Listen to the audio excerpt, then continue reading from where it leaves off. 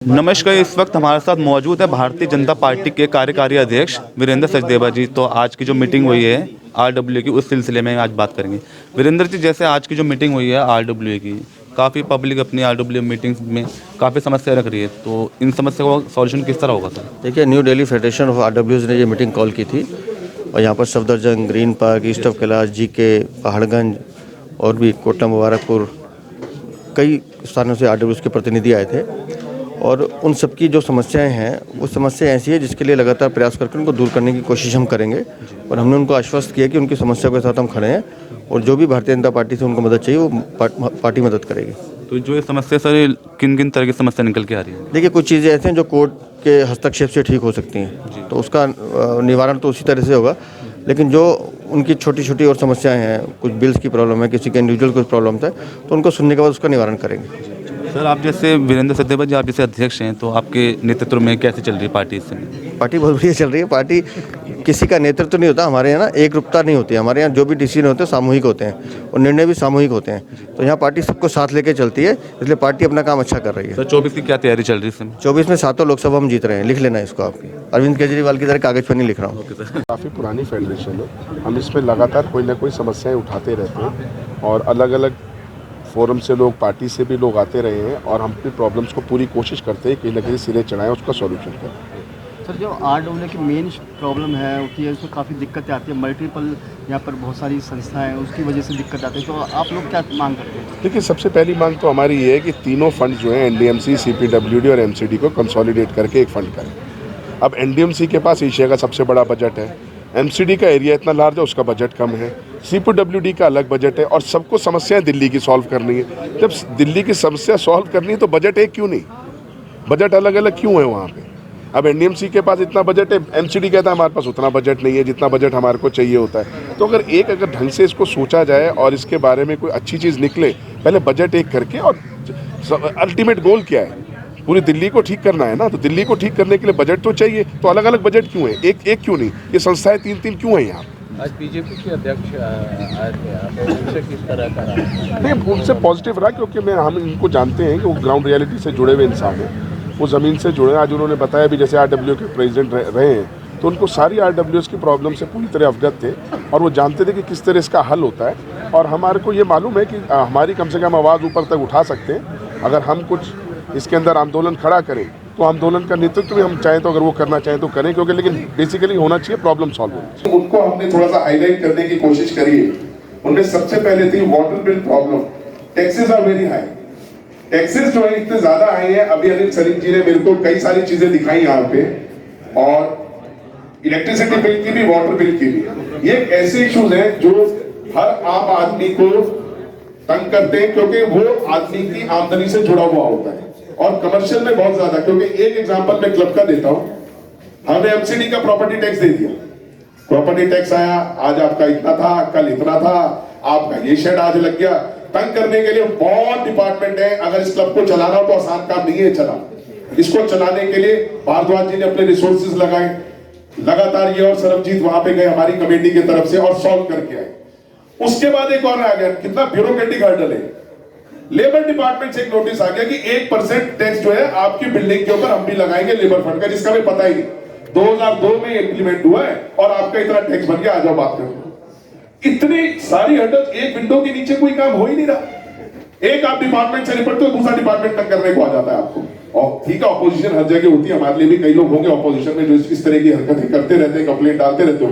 लेकिन कुछ standard operating procedures ऐसे होने चाहिए जहां पे ऑटोमेटिक काम होना शुरू, फॉलो अप करते रहे, फॉलो अप करते रहे। फॉलो अप तो कर लेंगे हम, ठीक है, लेकिन आरडब्ल्यू, मैं अगर वकील हूं, मैं अगर सेक्रेटरी हूं, आरडब्ल्यू का प्रेसिडेंट हूं, तो मैं अपना काम छोड़ के सिर्फ फॉलो अप करूं कि मुझे एक प्रूनिंग करानी है। आज प्रूनिंग नहीं होती। यहाँ पे सबसे बड़ी दिक्कत ये की आती है, प्रूनिंग तब होती है जब सर्दियां चली जाती है। मतलब ऐसा डिपार्टमेंट का पहले उसको भी फॉलो अप करो। एक प्रूनिंग जैसा छोटी सी चीज है, उसको भी हम लोगों को फॉलो अप करना पड़ता है। गार्बेज है, ढलाव बने हुए जगह जगह कॉलोनीज के आगे, उनको हटाने का कब से चल रहा है प्रयास। हमारे मुख्यमंत्री जी भी हर बार कहानी गा देते हैं कि हाँ जी ये अब हटेगा, कब हटेगा, मैं आ जाऊंगा, कल हट जाएगा, परसों हट जाएगा। आज तक तो हटता किसने देखा?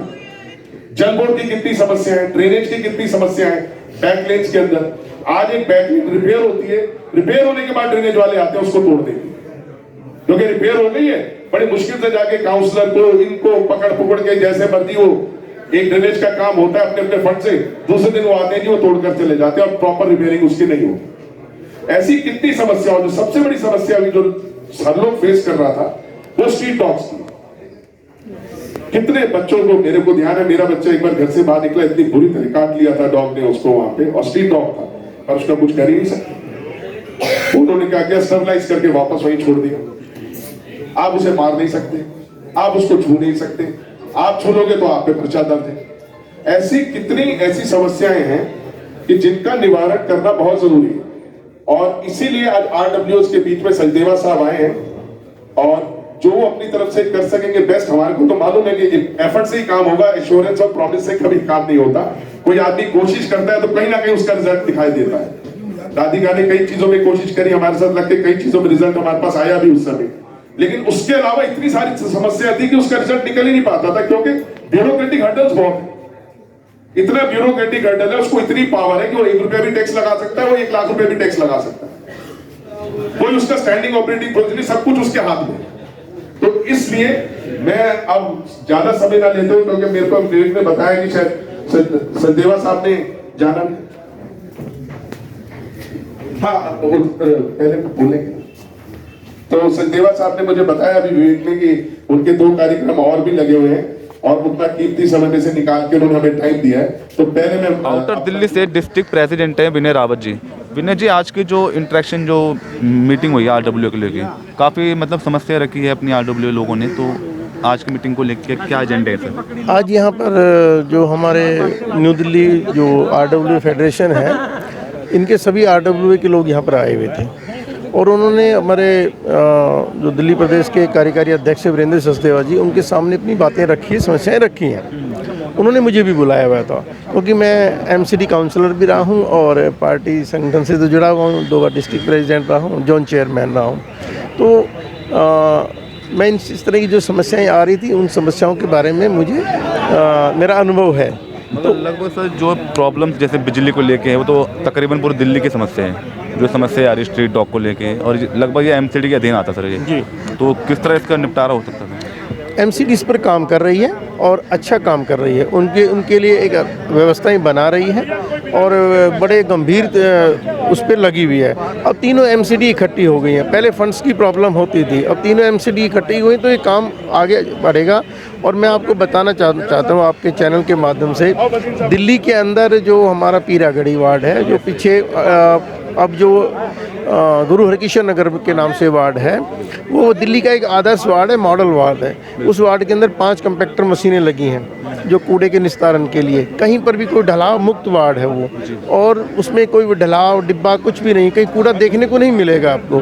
तो इस तरह की चीज़ों को, एक मॉडल वार्ड को अपना आरडब्ल्यू के लोगों के सामने रखना, और मैंने तो आरडब्ल्यू के लोगों से आग्रह किया है कि आप आइए और उस वार्ड को देखिए, और जनप्रतिनिधि के पास इच्छा शक्ति होनी चाहिए।